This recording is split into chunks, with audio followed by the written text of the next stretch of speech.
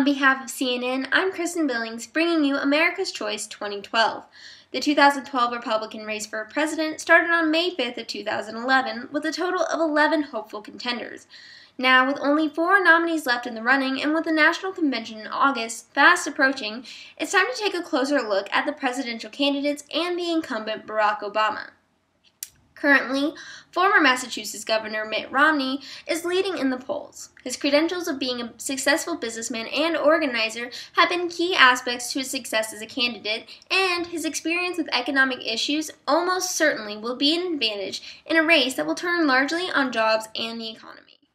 His national support among Republican voters has surged in recent days with his decisive victory in the Illinois primary and a prominent endorsement from Jeb Bush. Romney's support has increased to 40%, and his lead over Rick Santorum is back into double digits after narrowing to 4 percentage points on March 20th. Despite his strengths in economic issues and in the polls, Romney has often been accused of flip-flopping his views on policy. His senior campaign advisor in a recent interview likened Romney's campaign to that of an Etch-a-Sketch, which was later reaffirmed by his performance in Wednesday's debate. When questioned about his views on foreign policy, he said he would rather use soft power, directly opposing his so-called pursuit of American strength. His campaign manager further diluted his views by saying that Romney would prefer to stay out of foreign affairs altogether. Romney's inconsistency on key issues has the public wondering about his ability to perform as a strong, substantial leader. Rick Santorum, the current runner-up, is a former U.S. Senator from Pennsylvania with a solidly conservative record.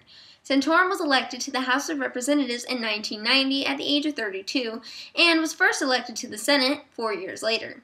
He lost his 2006 re-election bid and until last year was largely out of public view except for appearances on the Fox News channel.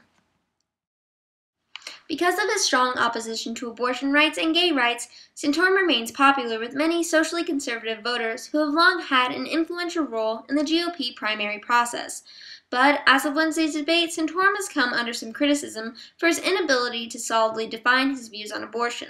Although his campaign manager later reaffirmed his steadfast objection to abortion under any and all circumstances, it still begs the question of whether such extremely conservative views can win the hearts of the majority of Americans. With 262 votes in comparison to Romney's 569, even with a recent win in Alabama, the gap, a margin of 307 votes, is largely thought to be too wide for him to overcome. Placing last in the polls is Representative Ron Paul. The Texas Republican previously ran for president in 1988 as a Libertarian Party candidate and again in 2008 when he sought the GOP nomination. Though unsuccessful, Paul's 2008 bid formed a group of loyal, fiscally conservative, libertarian-minded supporters who strongly supported the outspoken lawmaker and donated millions of dollars to his campaign. Paul is a conservative both fiscally and socially, who also has libertarian views. He is an advocate of limited, constitutional federal government and a champion of states' rights and the 10th Amendment. On foreign policy, Paul often clashes with other conservatives and Republicans because he does not support aggressive approaches to U.S. foreign policy or aggressive use of U.S. military force. His lack of strong Republican Party association is thought to be a hindrance to his campaign. He had a solid performance in Wednesday's debate, but his campaign manager failed to give strong backing for his plan to combine Canada and Mexico as part of the U.S. during a press conference on Thursday. With a total of only 71 delegate votes, many see Paul's campaign as running on empty. Though the Republican nominee has yet to be determined, the main competition will be that of current President Barack Obama. Obama graduated from Columbia University in 1983 and later became a community organizer in Chicago. He attended Harvard Law School in 1991 and became the first African-American president of the school's law review. Afterward, he became a lecturer of constitutional law at the University of Chicago Law School. Obama ran for the Illinois State Senate in 1996 and served from 1997 to 2004. It was in 2004 that Obama set his sights on Washington, running for and winning Illinois' U.S. Senate seat. Obama resigned from the U.S. Senate mid-November of 2008, soon after defeating Senator John McCain in the presidential election. He stuck to his liberal views and promoted Democratic policy during Wednesday's debate, but came under some harsh criticism from Republican candidates for his health care plan and his failure to help the economy.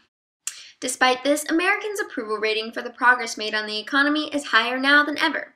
A poll conducted concerning who is to blame for the state of the economy represented Americans about as half and half, with a slight majority, 56%, blaming the crisis on the Bush term and Republicans. According to a CNN poll, Obama's approval ratings find him to be 56% favorable in comparison to Romney's 37% approval ratings and Santorum and Paul's 35% approval. While Obama currently has the highest approval ratings amongst all potential candidates, the true race to the White House is just beginning. I'm Kristen Billings, reporting for CNN, and thanks for tuning in.